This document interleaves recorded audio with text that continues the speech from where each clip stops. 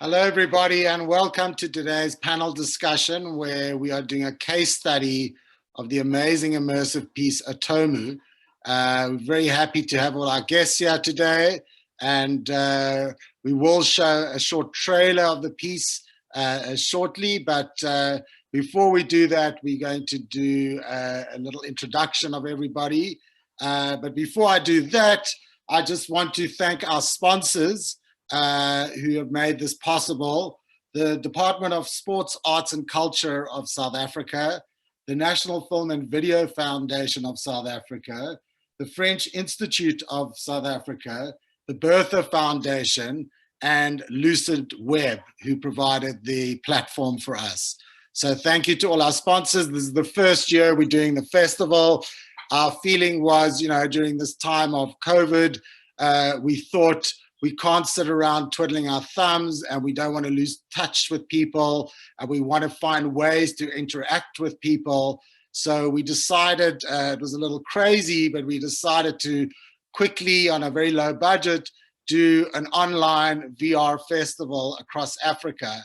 It all sounded easy when we said it. Now we've kind of dealt with the reality of doing it, and we've learned a lot. But we're very happy we're now on the second day of the festival, and it's going very well. So we hope to continue this in the future. So for those of you who are listening, please give us any feedback, any thoughts you have on it, any suggestions on how we can improve it next year, because we do intend to carry on with this as an online event, and also to have physical events when the virus allows us to. So welcome to you all. I'm very happy and honored today to have this amazing panel here. We are very disappointed that we were unable to show Atomu, the work Atomu, and that was on our side due to the limitations of our digital platform. But we hope to, in the future, find ways to bring this work to the continent and to assist in any way we can. But I think, we plan today to have a really detailed discussion around this piece and how it was made, how it came about, what the thinking behind it was, what were the challenges, and also look at what the future plans are for the project. So that's just like a very brief introduction. So I'm going to start off briefly introducing our panel. We have the two artists here, Shariffa Ali. Hello, Shariffa. And Yetunde Dada. Hi, Yetunde. Welcome. I'm going to read. Shariffa is half Kenyan, half Ethiopian, and considers herself an Afropolitan. Shariffa served as assistant director to award winner Cynthia Nixon, and he's currently a freelance and very successful theater director, amongst other things. Yetunde Dada is a photographer, a product manager. She's half Zambian, half Nigerian, and spent her childhood in South Africa. She has showcased her works at Shellix Exhibition, Adidas Originals Young Creatives Exhibitions, and has been published in Dead Town Zine. Welcome to you. Thank you. I'm sure there's more about you than just what's in that little brief, but we'll talk about that later. And then I'm very happy to have Antoine Cayrol from AtlasV, the leading VR company in France, and he's the co-founder of AtlasV and the producer of this piece. I'm going to read a little bit about Antoine for you. After completing a master's degree in communication and media at Assas in France and a master's degree in literary and artistic property at the Sorbonne, He founded his own production company, Fat Cat Films, in 2005. He has produced 4 short films distinguished with a host of international prizes, dozens of video clips, and digital advertising in the realm of luxury and entertainment, as well as 3 transmedia documentaries, web, TV, cinema, radio. In November 2013, Fat Cat joined the audiovisual group Premier Her and became a digital production label. In 2014, he founded a second audiovisual company specialized in the production of virtual reality content, Ocio Studio, joining forces with Pierre Zandrovich. Since then, he has produced films for many brands, in addition to 2 fictional works, and which has been awarded many prizes at an international level. I hope I did justice to your career there. Welcome. It's too long. Next time I will provide a 2-sentence one. Sorry for it.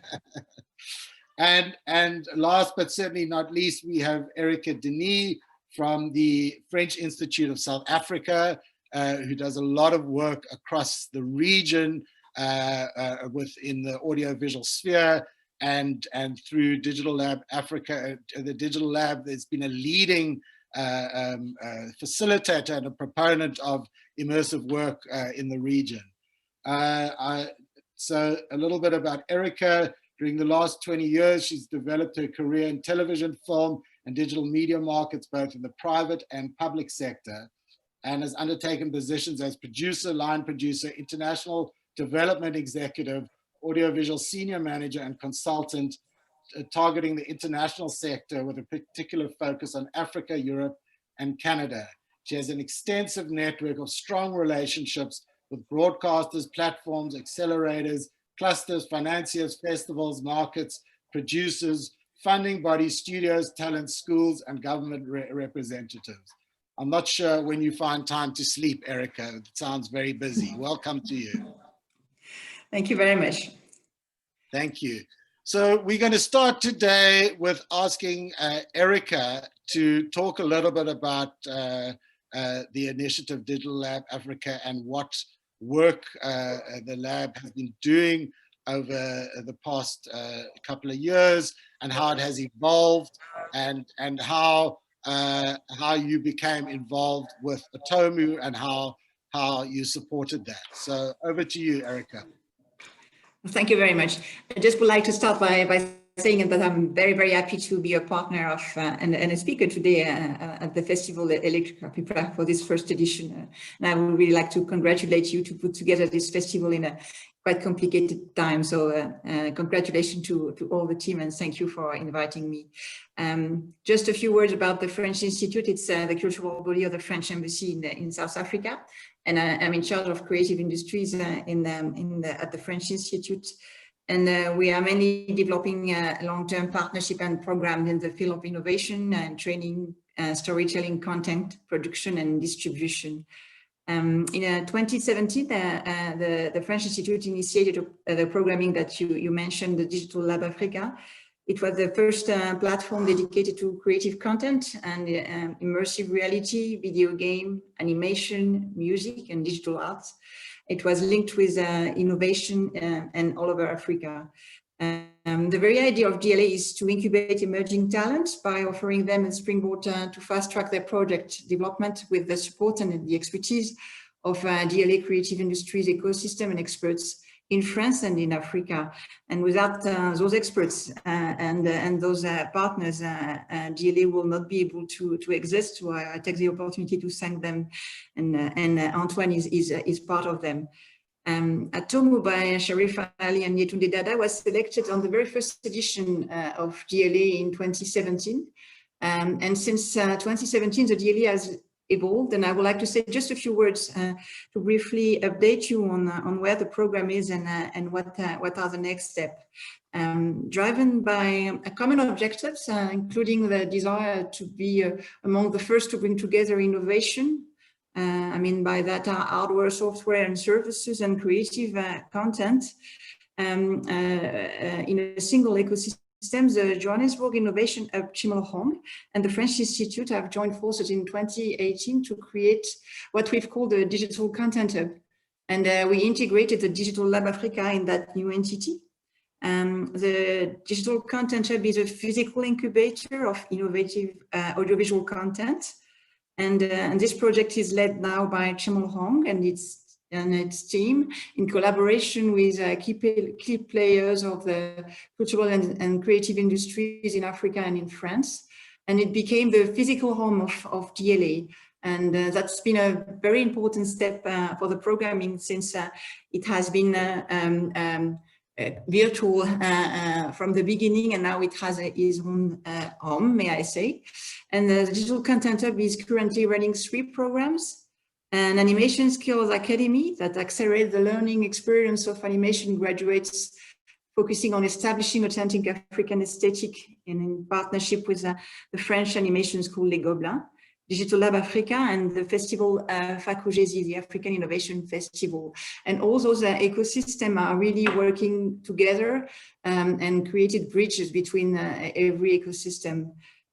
We are busy developing together with Cayrol 2 other programs, one in gaming and one in VR. So please keep connected. We will be announcing a few things in the next months. And the DCH has been created thanks to the funding of the French Agency of Development, AFD, that granted 950,000 euros for 3 years to develop the programming. As I said at the beginning, Atomu by Shariffa and Yetunde was selected on the very first edition. And since then, we've incubated more than 40 projects with DLA. And during Atomu incubation, Shariffa and Yetunde had been hosted in residency in Paris, where they met their mentor and producer, Antoine. So I would like to say that I'm very, very proud that DLA supports allows this project to kickstart.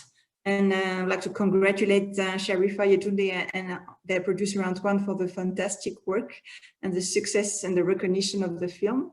And I would like to thank you all for having me in this panel. Thanks a lot.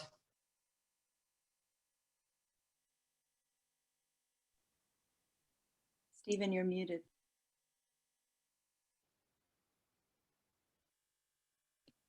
Sorry. I'm still getting used to Zoom after all these months. Thank you very much, Erika. That was great. And I'm going to ask our Tara or Daryl if they could put DLA's website on the chat so people can learn more, see when deadlines are coming up, what opportunities are available. It really is a fantastic initiative. So I think we're now going to move on to talk a bit about the work. But before we do that, we are going to play the trailer of Atomu in here. I know it's not ideal conditions, but we'll work with what we got. But I'm very glad we're able to show this trailer to you. So I'm going to ask Daryl to please play the trailer. Thank you.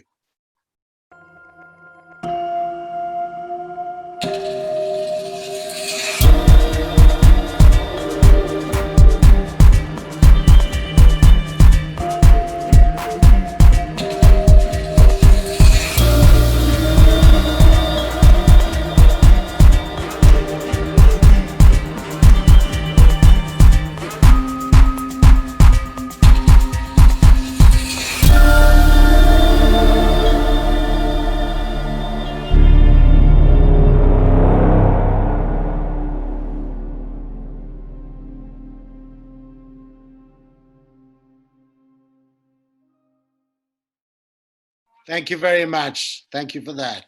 Beautiful.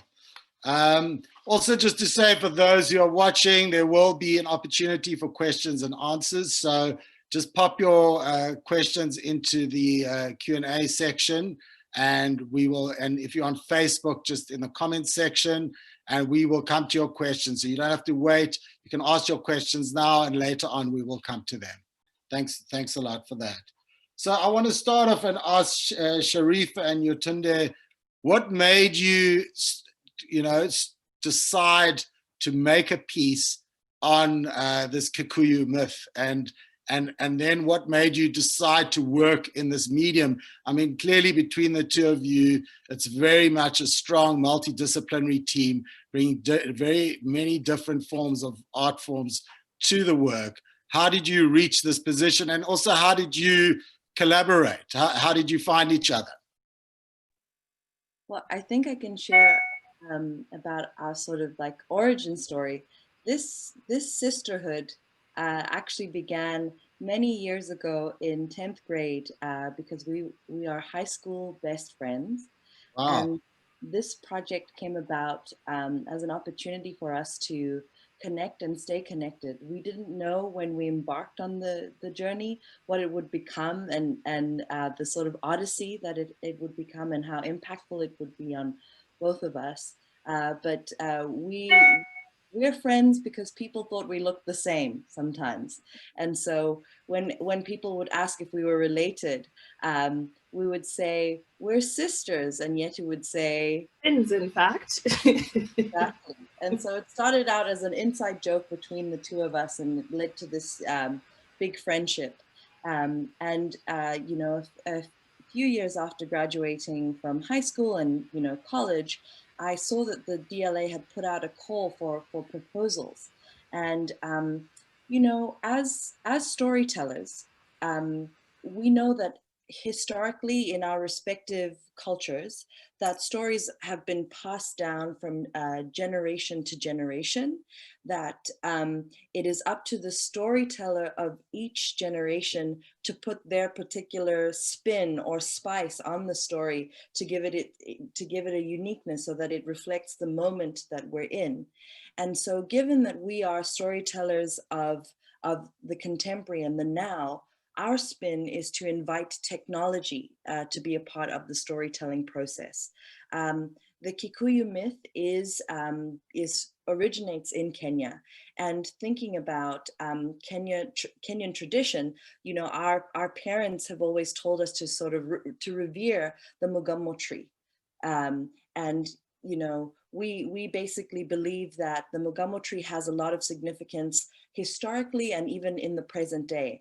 And the fantastic thing about being a present day African is that you can believe in your ancient mythology and your cultural identity, and you can have an iPad or a VR headset, and those two things can live together. And so one of the exciting myths about the Mugamo tree that many Kenyans hold is that if a Mugamo tree is to fall, traditionally, it means that it's time for the chief to leave, to exit power, and for a new chief to be sworn in. And I'm based in New York right now, and I certainly wish we had a Mugamo tree that I could accidentally tip over so that we could usher in new leadership. But that is that notion of, like, you know, present day folks being able to embrace history, being able to embrace mythology. And there's a power in the particular story that we're telling about the Mugamo tree and the journey of Wakiki. And essentially, Yetu, maybe I should hand over to you to talk through that story, because I've spoken so much already. So I think one important thing that Shariffa is commenting about is that a lot of people say that Africa is really not ready for gender conversation. But what we're trying to reveal with Atomu is that actually a lot of these ideals were part of the way that we lived, and there'll be multiple examples across the continent. So when we speak about gender fluidity, when we talk about issues related to the LGBTQ+ communities across the African continent, a lot of people like to say things like it's un-African and apart from our traditions, which really just, we got to play with that concept in Atomu and really show that these things actually were part of our traditions and were part of our communities. So what does it mean now in present day life, where we know that you can be killed across the continent in many different forms, or that there are laws that exist that basically prevent these things from happening? The way that we structured the story is that you follow essentially a character called Wakiki as they go on their journey around the Mugamo tree 7 times in order to find what is their most honest version of themselves. We encounter many different challenges as Wakiki has to confront what is inside and also external pressures that would prevent Wakiki from achieving the purest form of who they're supposed to be. And it was set up this way really as a way to, I think critique what is our modern day understanding of what does gender look like across the continent. and really just to tell, I think, bring to life this myth in such an interesting and new way. Obviously, virtual reality is a very important component of this because you are essentially immersed in the stage that is this performance. And you really get to play a part in Wakiki's success towards the most honest version of themselves. Amazing, amazing to hear that, the thinking behind it. Antoine, I wanted to ask you, as a leading VR producer in France, how did you come to the project and what made you get involved in it? And how did the process work, working across different continents? Maybe if you can fill us in a bit about that. Of course, I'll try to answer your different question.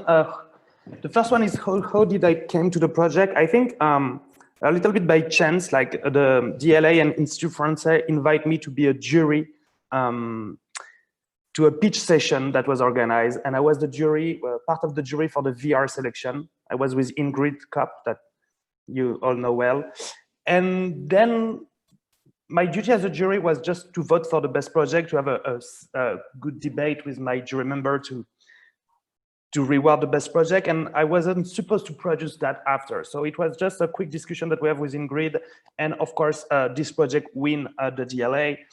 And that's after this, because I'm providing some mentorship hours for the project, and then I discovered Yetunde energy, and discovered the fact that she was really smart. She wanted to do the project. There was a lot of thinking about the project. First, I've met only Yetunde. Then it leads me to meet Shariffa. And then it became clear that I wanted to be part of the project on more than being a mentor, but trying to produce this with them, alongside with them, and make the project actually happen. So I think third thing is like discovering the project, because I was a jury member, so I had to listen every pitch. And this was the best pitch, of course, of the day, from far, I think. And the project was also something that can be achieved. You know, some projects sometimes are really amazing, but you don't feel as a producer you can really help to finance the project. I think this one was like something that was realistic to do at the time. And then we've met in Paris and we begin our mentorship session, and it became clear that I wanted to come with them and produce it. Something that was really interesting about the project is like how it evolved during the year, because when I was invited to be a jury member, it was because I did 2 short movies in 360 video. When Yetunde pitched the project the first time, they had a little test of 360 video. They had in mind maybe to do a 360 video piece. And then we'll all exchange a lot, and the technology was evolving a lot, as the project evolved in the same time as the technology. Like a lot of people were using motion capture suits. They wanted to do something around dance, so we wanted to have some great movements and something that will look maybe better than only a video. So it took us a really long time to develop. Also, which is good, is like in France, we have some grants for the development, so I can apply to grants to give us more time to think about the project, to test some different technique on what we could achieve. I think it was really new. I don't think I know. It was really new for Yetunde and Shariffa to go into this new territory that was motion capture. So they know perfectly theater, they know dance. Of course, they know the topic and the subject. But I think we discovered all together how to work with dance and motion capture. So, and then I think it took us maybe 1 year, 1.5 years to develop the whole project and to change it from what it was on the beginning to what it should become, which is something that was give you more space to move into it, to interact a little bit more. And then I don't remember which one of them add the layer of put multiplayer inside. So every time we were thinking the development was finished, it was another phase. So then we decided to put different people into the same environment to act together and to experience the piece together. So that was also another phase of development that led us after to production. And something you say, Steven, on the beginning, you say, oh, I'm sorry, because of our platform, we cannot show Atomu. Nobody really can show Atomu digitally right now. It's really a piece that we want people to experience together, 5 person in a room with a Quest, to make this experience together. When it will be released, people can do it at home, but together on the same environment, but alone at home. But right now it's not only Electric South Festival, it's any festival cannot show Atomu online right now, so it's perfectly normal that you cannot experience it. I'm sorry for the audience, but it will be released beginning of next year on every platform, on every Quest compatible platform. Great. And Yetunde and Shariffa, I wanted to ask you the process of development, which took a year and a half. I'm sure you were doing other things in between. I mean, was it something that when you got to the point where it is now, like a 5-player multiplayer piece, how did it get to that point, and how did you work together, and what was the process? I mean, I don't know, as a film producer, I've been in development and projects for many years, and often we have disagreements, we see things the same way, so there's a very fluid process. Can you talk a bit about that development process? I can maybe speak to some of the I guess, the adventure of collaborating across many different countries. So Shariffa based in the US, I'm based in the UK, Antoine at one point was in France and then moved to the UK. So it's really been a journey of, I think, one, really making a strong commitment to seeing the piece completed, because we knew, obviously, the messaging behind Atomu is essentially that we want everyone to be the most honest version of themselves. So that, I think, has kept us going when it was challenging to collaborate across different things. We've also really had, I think, great opportunities to be in person while we were prototyping a lot of these things. So that made it possible for us to explore many ideas, quickly iterate and try different concepts, and eventually get down to the version of Atomu that we have now. Yeah, so I think that would sum it up from my side. I don't know, Shariffa, if you want to add anything. Well, I think conceptually and artistically, I think our initial sort of take on the piece was to build it using Western archetypes. So thinking about Eurocentric archetypes that didn't necessarily serve the play, the play, I'm a theater maker, so I just think of everything as a play, but didn't necessarily serve the story. And so one lab in particular was really useful for us. It was a lab where we had mentorship from someone who is out from the continent, and they kind of lovingly called us out and said, look, you're using Western archetypes to tell a distinctly Kenyan story. You need to be sort of true to the world of that you're coming from. You don't need a Western lens to tell the story. You just need your own lens. And so I think as creatives, especially newcomers into the space, that comes with a sense sometimes of feeling like an imposter in this technological space. And so having that beautiful moment allowed us to really lean on the things that we know, on the stories our grandparents told us, in order to tell the most honest version of this story, which is about someone's quest to becoming the most honest version of themselves. And so what we have today has evolved creatively to that of leaning on Western archetypes to really coming back home and sort of standing in its own truth. So I think that's a very important process you went through. And I mean, I know the other African creatives listening and watching here. And I think I've seen it a lot, certainly in cinema in South Africa, where often one tends to often have derivative ideas and look to the West to go, oh, well, that was really well done. Maybe we can do a version of that here. And I think the kind of challenge with that type of approach is one doesn't develop an original voice, an original signature, something that's really rooted in where you're from. And I think that's what is very much needed, is making work that is rooted and unique and has an original style, voice, and signature to it. So I think that's an amazing process that you went through, and you're able to talk about that. And Antoine, for you, I mean, how, I know you've produced a lot of work, but in terms of how you finance this work, was it quite difficult? Did funders respond really positively? How was that process, and how did it turn out for you? It was not the easiest to finance, to be honest. I think right now the market in virtual reality is quite reduced, even much more 1 year before. I'm positive on the market. It's growing as it's supposed to grow, but it's quite not so big right now. So a lot of players want something that will be easy for the audience, that will please a lot of people. So when the market will be bigger, then we can target some niche. But today it's really hard to target some niche. And this project is not the more mainstream project that I produce. I produce animation projects that are really more easy to watch. The emotion are other projects that I love, but more mainstream. So this one was more targeted to a political message, want to really deliver a strong message. So I'm really glad that I find the public network to support the project, because both founder, the US founder at POV and the French founder, France Télévisions, both come from a public broadcaster that have a goal to educate people, that have a goal to give messages, and don't have a goal to do a lot of viewing. So I'm really happy that these people came behind us to help us to fund the project, because of course, to do a great project, you need some decent money. And of course, then the CNC, which is the public grant in France, came also to support it.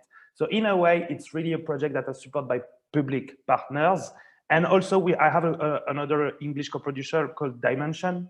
They're the one doing the motion capture, a lot of the arts and a lot of the thing on the project.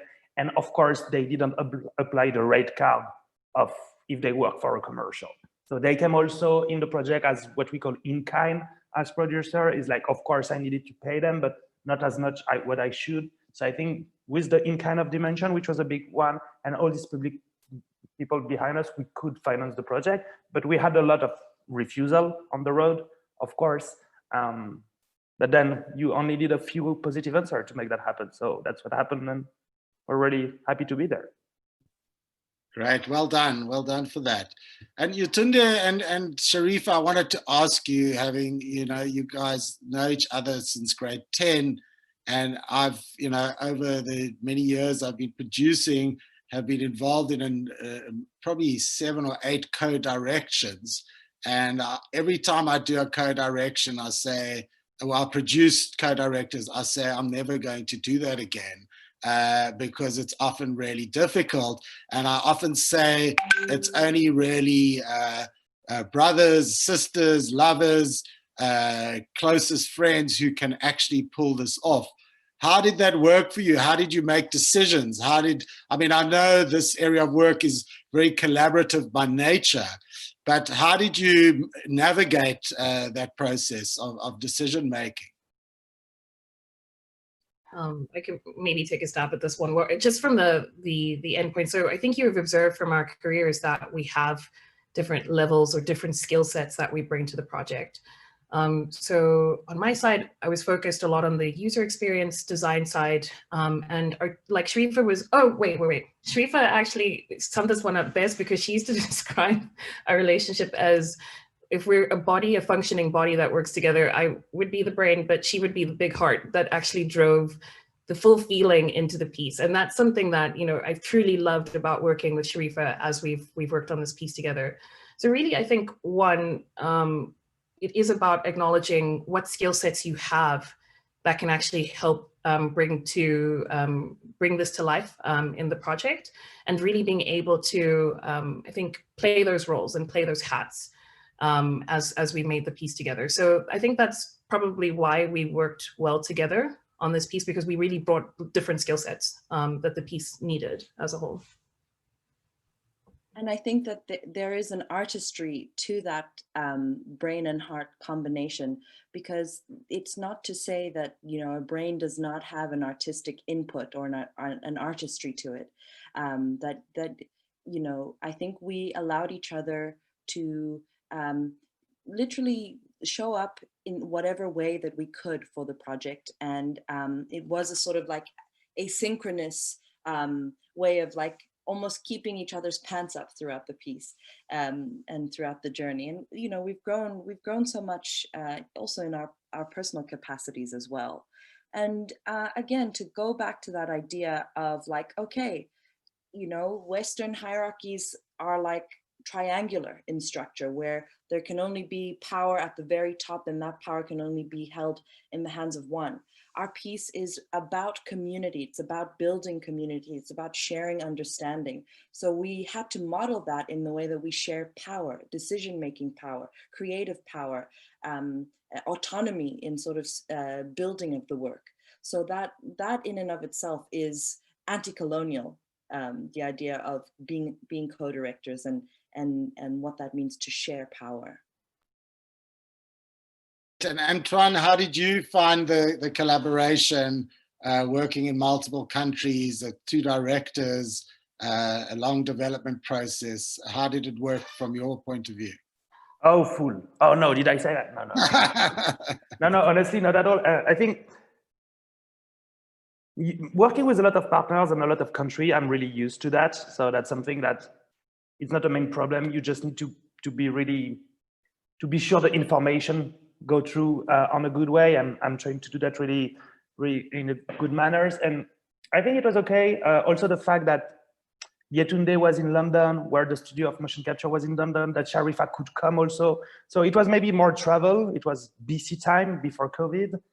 So more easy to travel. The fact that they came into Paris also to make the prototype with me and to develop with me was we had a lot of moments together. Even in London, I had some drinks with Yetunde just to talk about the evolution of the project. So it was some key moment where we can meet each other like in real life, and then give the information we want to take back to the different studio and partners.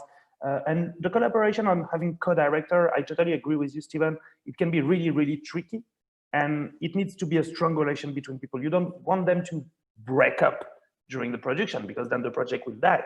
And I think they have a really good relation. They know how to disagree. They know how to exchange their disagreement. They know how to listen one to another, depending on the topic. So I know some topic was, oh, Shariffa will have the lead if there is the disagreement. Other topic when I knew Yetunde will have the lead if there is a disagreement. So I think it was kind of, it seems not honest when I say that, because everybody will say there is no problem, but honestly, it was really no problem on doing so. I think the main problem we had, what I say on the beginning, how to make it technologically on the good, what it needs to be, like moving from step to step, and we changed a lot the project. That was the long processes. And I think that's the only thing that was a little bit painful, I think, for the 3 of us, to change, come back and forth, change, come back and forth. Every time we're sure to have it, we need to change that. So I think this was the only painful moment, but it's a good pain, it's a creative pain. But on the geographical matters and the fact that there's 2 directors, really, I'm not sure it changed anything on the production.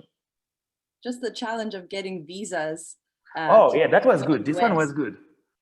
Yeah, that was always like a little bit of a nightmare, just, and I think that borders divide us sometimes, and the idea of like getting visas to come to Europe, even despite living in the US, holding my African passport, my Kenyan passport, which I proudly hold, was a huge challenge. And I can only imagine things getting more and more stringent in a post-COVID era.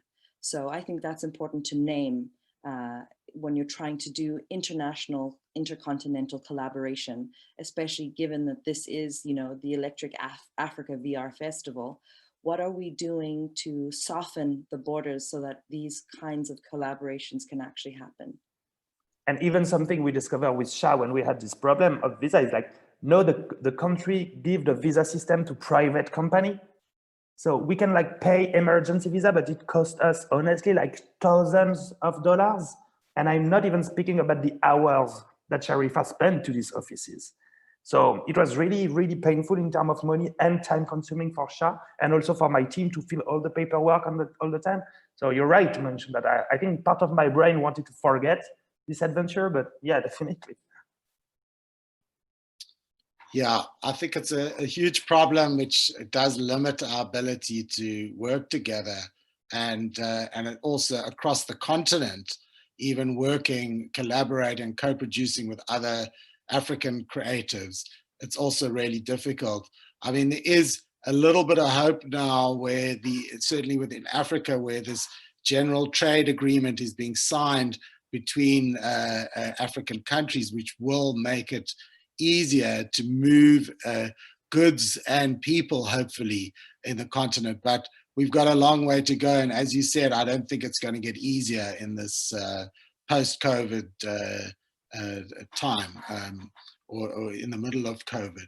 I also wanted to ask, I know there are a number of African creatives watching here, and it would be good to hear what tips you can give. I mean, you've already spoken about your experiences and what's come out of it, but maybe if you could specifically say what all three of you learned through this process in terms of taking a historical myth and bringing it through this technology into the modern era, and the process of developing the piece, making the piece, and how maybe you would do something differently now that you've been through it, or what really worked, what you really struggled with. It would be good to hear from each of you to just talk through what came out of it, and what you would tell other creatives to watch out for. Because often when we start on a project, we might have a big vision around it and we know it's going to change over time. It would be good, any kind of tips you could give to the audience would be great. Maybe if we could start with Yetunde. I think that the largest learning for us is, I think, really understanding the limitations of VR as well, and how you still have to work within the sphere of what it can do to tell a powerful story. So I think, yeah, that was probably our biggest learning, one of our biggest challenges as well, because it did impact art direction quite significantly, which is how art direction and user experience in the piece as well. But if you fully understand, I think, the limits of how far you can push it, that's actually what allows you to be completely creative when you try to think of how we're going to still solve these problems so that the users get the best experience, so that the users get the intent of what we're trying to do. But really just having that understanding of how the technology works is probably like the biggest gap that we had going into the piece. And it was probably the largest amount of learnings that we had to do. I do say, like, if we'd understood a lot of the stuff earlier, it might have made it easy, but it's really hard when I think we're complete newbies in the industry as well. So we just had to, I think, take the learning in different stages. To be fair, though, Antoine was very good with, I think, his wealth of experience in virtual reality, because what he did do, I think it was actually in our first residency in Paris, organized by Digital Lab Africa, where we got to spend 3 days of just watching incredible virtual reality experiences, which could help actually inspire how far we think we could take this technology.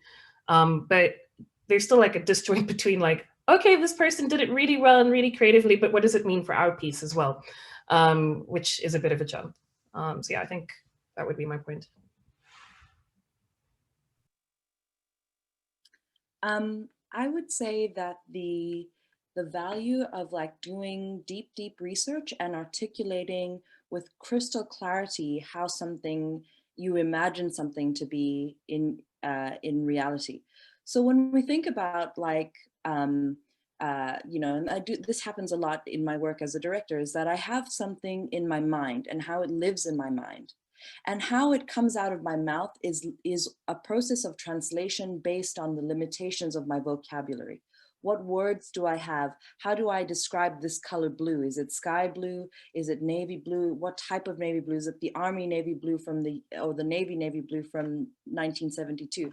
That specificity, and then how the process of translation between what I'm saying and maybe what I'm able to gather as far as research or reference imagery or whatever is out there in the world is another process of translation.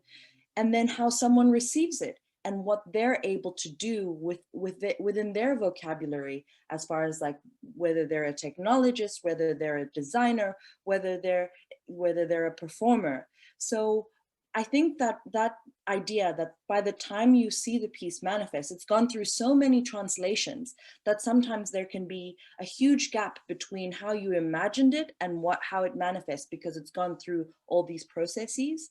So I think that as a creative, what are you doing to narrow that gap? how are you being as specific as possible?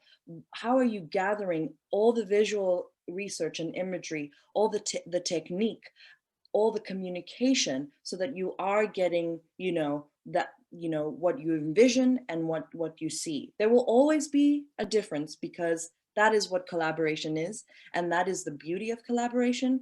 But you have to make sure that you're doing your work to make sure that you're communicating your ideas effectively and clearly. And I would say that that's been, a lifelong lesson.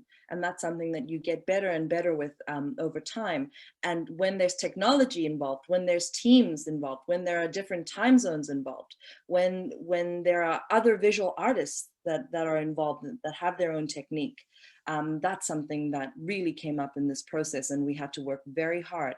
And I think that, what we have now, the gap is, is tight as it can be. Thank you very much for that. And Antoine, maybe if you could talk a bit about, what learnings came out of for you with this specific project. Of course, I think as a producer, there is some project where you need to step out on a lot of things. There is some project that will be more a narrative project, and I know how to judge a script. I know what to bring to a story. I know how to make that more efficient, because that's a job I know how to do. Of course, it's art, but it's also a job. You've learned in some scenaristic curves, things like this. There is other projects, like ayahuasca that I produce, or like Atomu. This kind of project, you just need to trust the director and follow them into what they want to say. When I do ayahuasca or Atomu, I have nothing to add to the story. That's their story. I can sometimes propose stuff. Of course, we have a lot of debate, but my role is more to propose some tools, to propose some option, and really to step back and let them choose. I want them to be happy at the end. So my job is to propose them a lot of things, but that's the kind of project where you don't know. I cannot say you should add that on this page, it will be better. No, I don't. I have no clue. So on the script matter, there are new better that I will ever, and I think even on the topic of what we're discussing about, like a few years ago, I'm not even sure I knew the term gender fluidity. I'm not even sure I have heard that once in my life before then. Honestly, so for me, today it's obvious, and I know a lot about that because I do some research. And even when I do the French version of Atomu, in France, we don't have there. How do you find this to make a good translation that they will feel proud if they don't speak French, so they won't judge me. But if one they learn French and they see the French version, I want them also for them to reflect the reality. So that was one of my best learning on this project, how to step out and just trust, on some, and trust is not something easy because you're giving power as a producer. It's not on every matter that we do that, but that was my major learning on this project. Great, that's very Antoine, Shariffa, please. Antoine really let us be artists. He created the perfect conditions to allow us to be creative. We didn't, aside from the visa worries, we didn't have to worry, how things were going to happen. We knew that they would happen. We just had to show up as artists. And that is extremely rare. But he literally removed all the obstacles that we came across in order to just allow us to show up as ourselves. And that's a huge gift. We were very lucky. That's amazing. That's a great compliment as a producer to get that. So well done. That's hopefully other producers will follow in your footsteps. So thank you for that. I wonder if you could, I think for some of the audience members, it might be interesting, they watch a piece. I know they've only seen your trailer, but to get a sense of how much work it is to produce a piece like this, who is involved with it and what are their jobs? If we could run through that, I think it would be really interesting to get a sense of the breadth of work and experience and expertise that's needed to make a piece of this nature. We don't have enough time. I'm trying to think. Okay, so in terms of just the way that Atomu is specifically structured, it's a danced piece as well. So we go all the way from dance motion capture. We have to talk about user experience design in the piece. We talk about technologists that construct the set and construct what is the imagery that you'll see in Atomu, and have to think about things like the multiplayer experience as well. So both front end and back end engineers. We also talk about the designers that went into designing the sets. We talk about music as well, and the multiple people that were involved in the musical front with making, effectively thinking about sound design for the scapes, and also thinking about the soundtrack that Atomu has. I'm going to be forgetting lots of people. It really does take a village to produce this. It's quite seriously that. We talk about scripting the project as well. Multiple people involved in the script. And that's, I think, even beyond all the input that we had from different experts in the industry, helping us imagine how we could tell the story as well. In terms of like work hours, yeah, we're prepared to put in like late nights as you try and solve different issues. Yeah, we're prepared to do like sleepless nights. We've really just had a ton of people, multiple producers also helping us really think how we could construct this piece as well. So it's been fantastic. And I know I'm leaving out like amazing names of our incredible leaders and producers that helped us in the piece, but maybe Shariffa can elaborate on that too. Yeah, I think that, even in getting it to like that, depending on any given phase, there is like an entire village behind us, right? And so, the DLA was like really crucial and instrumental to getting it off the ground, like the very first version of it. The guidance and advice that we got when we did that first incubation lab in France, then jump cut to Sundance, when we went to a Sundance lab and met with like 30 people who kind of gave us ideas and advice, including, one individual who helped us like, de-Westernize our piece. Then jump cut to, our lab in London when we worked with the National Theatre, and a choreography team there and a technology team there who helped us develop, a second prototype of the piece. Then so like along each phase of production, there have been huge teams. So we are, we're really excited that when you watch the piece and you see the credits after the piece, you see that it is like a whole lot of people. And that's really, it's really heartwarming, because we're talking about LGBT rights on the African continent. We're talking about shedding light on an issue that does not get its full attention. We're talking about essentially breaking the laws of our own countries to tell this story, this contraband story. So every person who has said yes, every person who's put their thumbprint into this project has said, yes, we do believe that people have a right to show up in the world the way that they want to show up in, and to love who they want to love. And so beyond just like folks saying yes, I think that people said yes to this project because of the potential impact and the way that they were moved by the story as a story that seeks to uplift the LGBTQ community. Thank you very much for that. And Antoine, would you like to add anything about people who helped make this happen and the different teams and expertise? I'm not sure you've mentioned it, but the musician was an amazing guy. I think the music was a big part. We had a lot of back and forth on the music. We tried some stuff. We changed musician a lot of time. I think at the end, I was really happy about the music. Music choreography was a strong part of making the project a good project. For me, the rest is more something that I usually do all the time, trying to do motion capture, real-time engine, animation, rigor, rigging, lighting, concept art. So of course, all that is for me really important and part of the process, but for me, that's more, that's my day-to-day job. I think working with this choreographer, I was from distance, but seeing you work with the choreographer and specifically the musician was something really interesting. And I think it was really like, it's really easy to be caricatural when you do music and you want to take an African team. So we have some love together when some some early version of the music with other musicians feels really like, oh, a little French guy trying to do African music.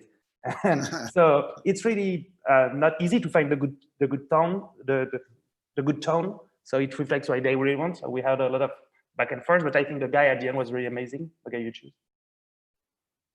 Great, great. There was a question here, which I think is a good time to bring up. You spoke about African technologists who were able to give feedback during the development process to get to a more honest or African version of the work. Who were those people and how would you build on those relationships? So people want to know who you're talking about. Well, a huge influence has been Opeyemi Olukemi, who was our mentor at Sundance, who told us to sort of lean in. I believe she's US based by way of Nigeria, and she also came on as a producing and distribution partner through POV, which is a subsidiary of PBS, which is a public broadcaster here in the US. And so I would say that was the single most influential person in a sea of people. And I would also say, like, my mom, who, you know, spent hours on the phone talking to me about the significance of the Mugamo tree and how that tree has sacred significance in our community, and like what the practices and rituals are. Not only, you know, our story, but there are tons, you know, I mentioned earlier about the tree falling, but, you know, in times of drought, families are instructed to give their water to the Mugamo tree. You're not allowed to use the wood of the Mugamo tree to build a home, because you might come home to find your relatives dead in the space. The Oregon Shakespeare Festival played a huge part. Once the piece had a Sundance iteration, they helped respond, you know, dramaturgically to the piece. And these are, like, you know, some of the greatest playwriting minds in the country, the greatest dramaturgy minds in the country, getting to experience the piece in real time and kind of brain dump on like what they took away, how to make it better, and how to think of how to present the piece in the world as an installation, as a theatrical installation. Great. Yeah, there's another question from Anonymous to you, Shariffa, asking, can you elaborate on how you can believe in myth and modernity at the same time? Oh my goodness, yes, it's what it means to be a contemporary African. If you look, you know, if you know your history, and if you know your culture enough, you know that you can embrace your mythology, and you can live in the present day moment. For a perfect example is whenever I have to go into a high stakes meeting and I want the outcome to be good, I will go find a tree, and I will pour some water, make an offering to that tree, and I will ask the ground to soften and call upon my ancestors to give me a favorable conclusion. And so it is just about acknowledging that the entities that we see, feel, and hear are not the only entities that reside with us, that we are here because of the sacrifices of our ancestors. We are their wildest dreams. And so to be a contemporary African is to be present here on Zoom, but to know that I am here on the backs of my ancestors, and to acknowledge them, to seek their guidance, to learn their histories, to learn our stories, and to then tell their stories as well. So it's a simple acknowledgement that that people came before us, and those people are looking out for us. I think even just building on that thought, I think it's Shariffa's point about, it's also about remembering what are our old traditions and being, I think, proactive in trying to discover what was lost and past history in order to determine for ourselves, what do we need, now that we have this information, how do we choose to live?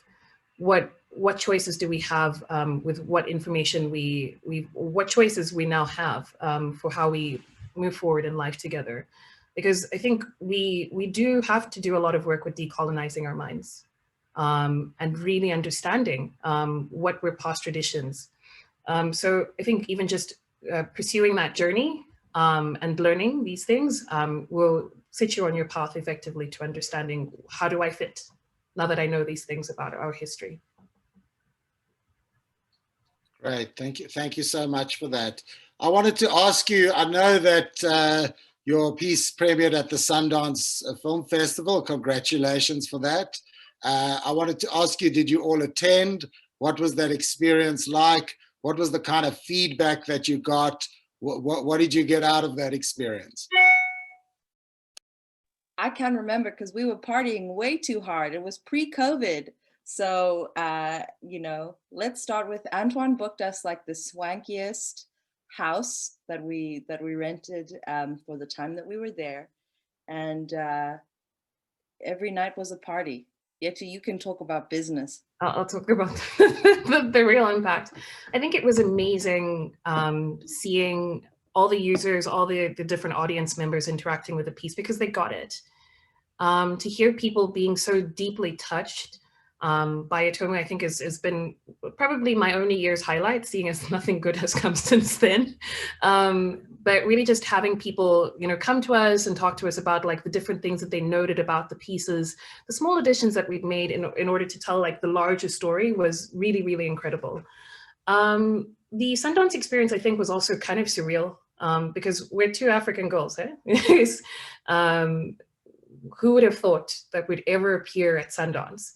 So there was also really this moment where we look back and we're like, hey, we're here also, how do we make it possible for more women, more non-binary people to also appear here and have a space to tell their stories as well? So that was also a really profound moment when we're like, wow, we can't believe in our wildest dreams that we'd ever be here premiering this film.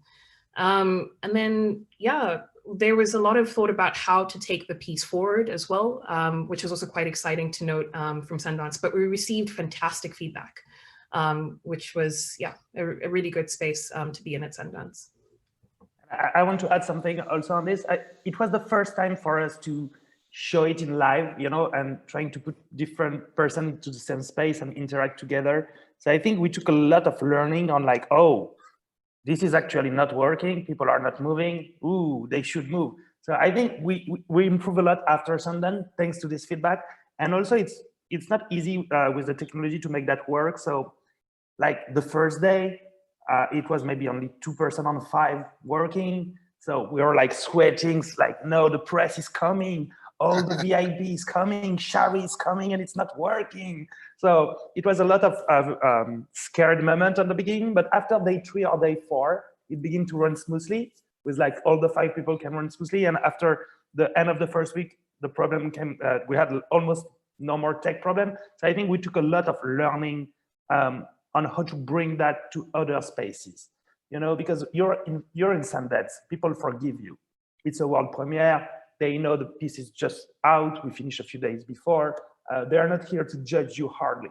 But then what we want to do now is to bring this piece in a lot of countries, of course in African country, but in like countries around the world. And people there will be much more exigent, you know, because they will know nothing about VR. They won't be on a new frontier selection where you're open to mistakes and little glitch. So I think we took a lot of learning from Sundance. And for me, it was like a lab, you know, where usually I try to go to a festival with a finished, polished piece.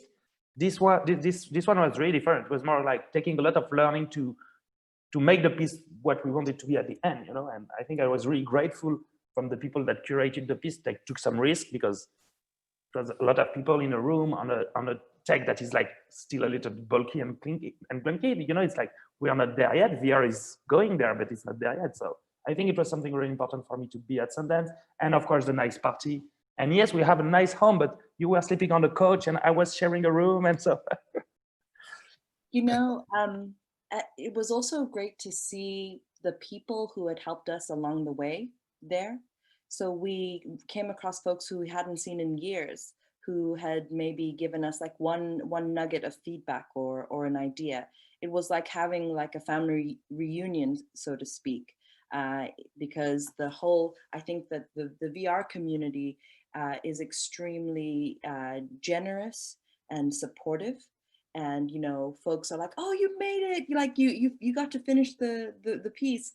And so that kind of support was palpable. So when I say yes, we were partying, it's because we were being celebrated and embraced by this community, a community that, again, I thought that I was an imposter in, and that I was constantly feeling, oh, they're going to see that I'm a fraud. I don't know anything about the technology. I'm just a theater maker. What am I doing here?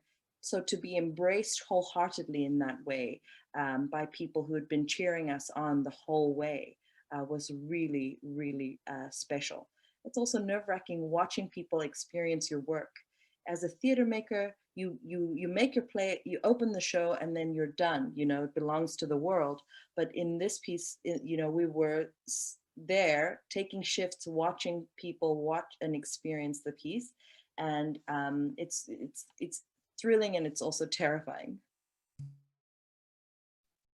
And so did you go after Sundance and do some tweaks to the piece, or you did quite a bit of work to it afterwards? So that's why you called it a lab. It was like a testing lab in a sense. Yeah, not many people get to say that they tested out their VR piece, immersive piece at the Sundance Lab, but that's exactly what it was. The festival was our first test audience, and from there we had another incubation at the Oregon Shakespeare Festival. So they're a theater company based in Ashland, Oregon, and we had a 3-day workshop where we got really juicy feedback from storytellers in the theater realm. And then we took those, we onboarded those notes and have since been working remotely to continue to deepen and develop the piece. Amazing. So you would advise for VR producers and directors is keep some money and energy aside for afterwards to be able to develop it further if you're still working things out, because often it can be difficult to go back after a piece. And then obviously soon after that, COVID happened. I'm sure there were lots of festivals the piece was going to go to. I'm sure it's been very difficult that you've been in kind of limbo like most creatives in the world now. So how are you seeing coming out of, hopefully there's more openings for the piece? What are your plans for the future? Are you going to wait to be able to do more physical screenings, or are you going to go straight to an online digital version? What are your plans, and also your plans to do impact screenings? I'm sure you're very keen to have this seen in Kenya and the rest of the continent. Maybe if you can talk a bit about the way forward for your work. I'll say a few words on the general spirit, and I'll let you develop the location-based stuff if you want, Shiny too. So I think what we want to do with this piece is like reach a lot of people. I don't have the priority or like not release it to do 2 years of festival. That's not my goal. That's not our goal. Our goal is like to get it out. So we will do things on the same level. First thing is publishing for the quest, so everybody can have access to the piece. Right now, Oculus have an editorial commission that choose what is going on the quest or not. Maybe they will say yes, maybe they will say no, but in a way we don't really care because they're stopping that in a few months. So in a few months, Oculus won't decide what is going to the store or not, and I think all creators are really happy about Oculus' decision to do that. So we know we can be on the quest soon, and we know we can be published to reach a lot of people that can play at 5 together. I say play, it's not really play, but participate 5 together in different space. So that will be the first goal, because I think more and more people are getting equipped, and we'll hope they'll try the experience. We'll do, of course, some marketings. And this piece also, we want to put it for free, which usually I don't do. And I think that's a way for us to reach a lot of audience, to put it for free as a cultural piece. And then what we want is to reach a lot of locations and location-based event. That's why we need help on that. If you have some idea at Electric's house, I know Ingrid and us, we discussed that a few months prior to finishing the piece. I'm sure the French diplomacy and the DLA can help also to find a lot of places.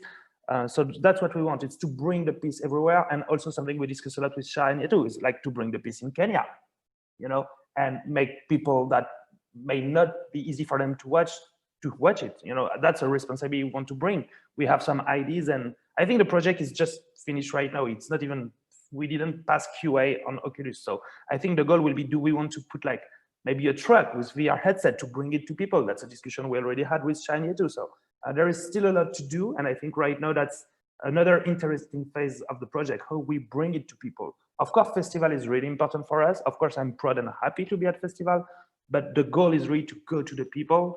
And something, it's also a piece that a lot of festival right now ask 360 video version of the piece, as you did also. And it's not a good representation of this piece.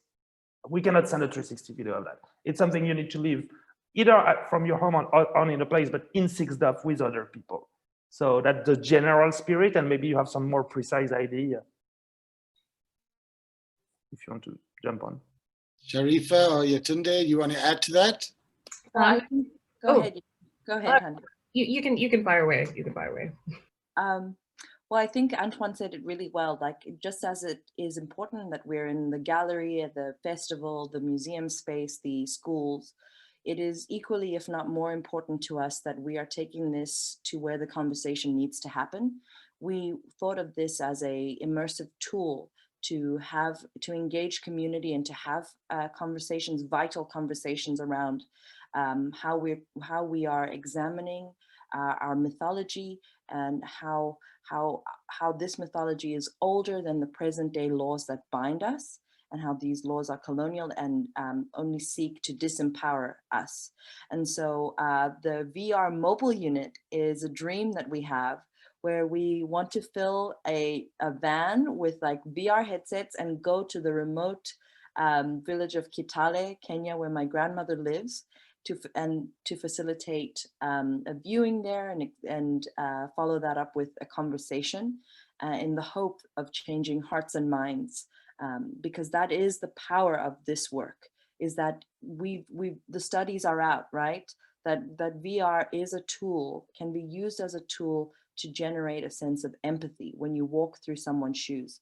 And what could be more powerful than putting on a headset and going into your own mythology to unlearn what we already know. Amazing, amazing. So you're going to try and raise money for an impact campaign around the film, around the piece. That's really exciting. Well, we'd love to help in any way that we can with that. And so we're happy to have a meeting about that and see how we can assist you with that, for sure. That's a public declaration. Erika, I wanted to ask you, I mean, how does it feel for you? Here you hear two artists who say, oh, they saw a call from DLA, they filled a form out 3-4 years ago, and here we are, the journey of this piece, Sundance, and we're here today. How does that feel for you in terms of the aims of the DLA and how that relates to that?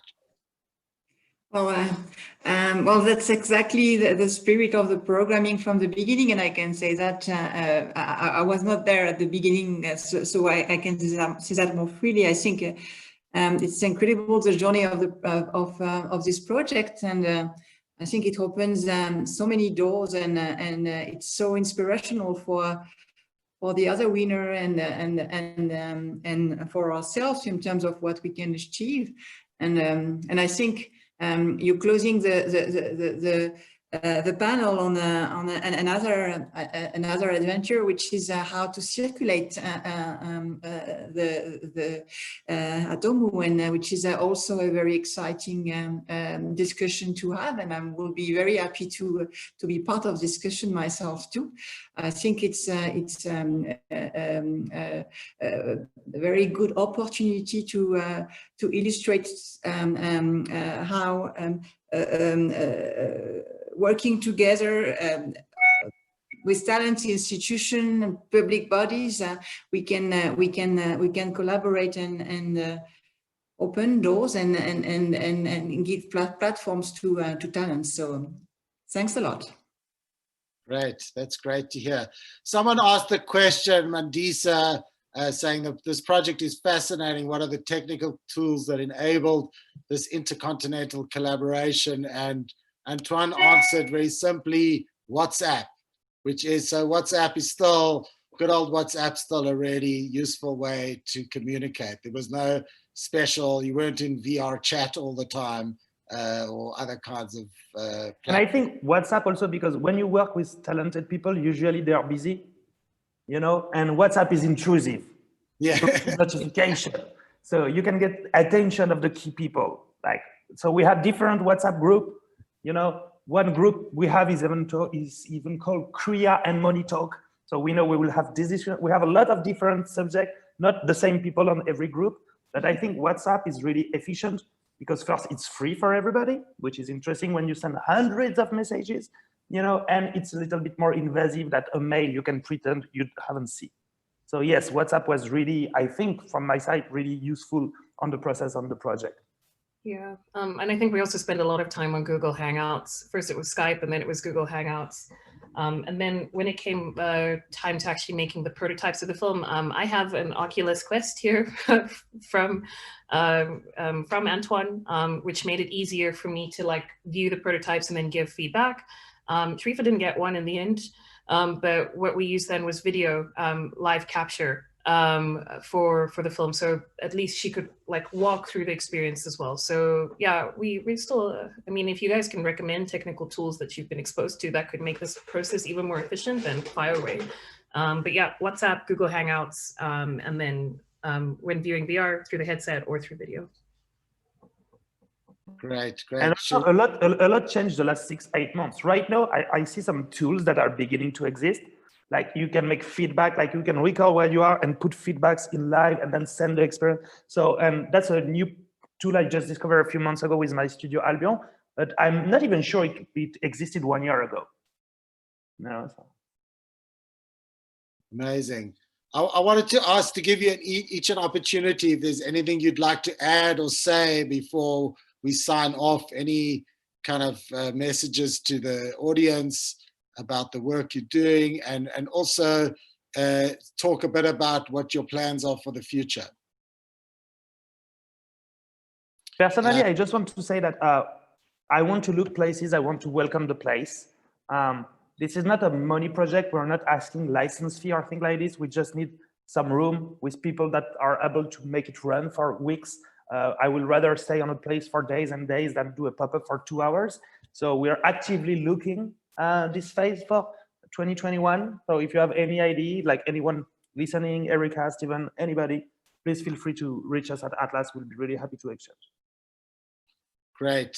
I'll definitely follow up with that. Shariffa. Well, yeah, in addition to sort of like distributing the piece, I think it's important that like we were part of a network of people who supported us. And I think it's only fair that we make ourselves available to advise, to support, to uplift works from the African continent. So I'm pledging my availability to support, to advise, to help folks with their own projects, you know, and help sort of build a pipeline. That's why we're here in the West. I personally am here in New York with the intention to build an intercontinental pipeline that goes backwards and forwards, because there are resources here that we don't always have in terms of like finances. And so I do that in my theater work. And I think it's, you know, it would be great to do it in the VR space. I just locked on my first short film. So I'm now pivoting because theater has shut down in the pandemic. So I was able to shoot a film. It's called Ashland. And we just confirmed that Grammy winner Black Thought, who is the rapper of The Roots, is going to be writing an original new song for this short. So this project kind of gave me the passion to try and pursue film, something that I was too afraid to do before. So it's starting to, the results and the benefits are yielded in multiple ways. Fantastic. That sounds really exciting. And that's an amazing commitment you've made to help support others trying to do work on the continent. Yetunde? I think for me, I think more so, I think the understanding that your stories are important. The VR industry is, I think, in need of a diversity of stories that need to be told. So really do take advantage of opportunities that do allow you to springboard and test your concepts and test your stories as you go along. So even things like entering into Digital Lab Africa as one of our springboard ways would be something that I would definitely encourage you to do. But otherwise, you can find us on social media. It's quite easy to find us. I'm sure we can put like our Twitter accounts or something like that, or Instagram. And definitely do reach out if you ever need advice. And we're definitely happy to help there. Thank you very much. Erika, would you like to add something? Well, just maybe on what has just been said, I think Digital Lab Africa is really about growing an ecosystem and sharing expertise, and I really welcome Yetunde and Shariffa what you propose in terms of giving feedback, and I will contact you for that. Sure, and also it's going in the direction we would like to for DLA to transition a little bit this year to a more open ecosystem and open platform. So it's something we are working on, and that goes into the direction of what you just said also. So I'm very happy to continue the conversation, as I said, and also collaborate with you all on the how this Atomu can circulate in the coming months. Fantastic. That's great. That's really amazing what you've all said. Thank you. Before we close off, I just want to take this chance to promote tomorrow's talk. The talk is called Behind the Scenes. It's happening tomorrow at 4:30 to 6 p.m. South African time. The conversation will outline the current intersection of art, storytelling, and technology, and different approaches to immersive creation and distribution. Moderated by Caitlin Robinson from Scatter and Electric South. The panelists are Rick Treweek from Eden, Darren Emerson from East City Films, Yasmin Eliat from Scatter, and Leon Seegers from Lucid Web. So all those who are listening, and to the panelists also, please try and join us tomorrow. And I'd really like to thank you very much for your contribution and your beautiful work. And we want to help you bring this to people across the continent, and are really excited that when this work can be seen by many on this continent. So thank you all for participating, and we'll stay in touch. Thank you. Thank you for having us. Thank you. Thanks a lot. Thanks for watching. Bye-bye. Bye.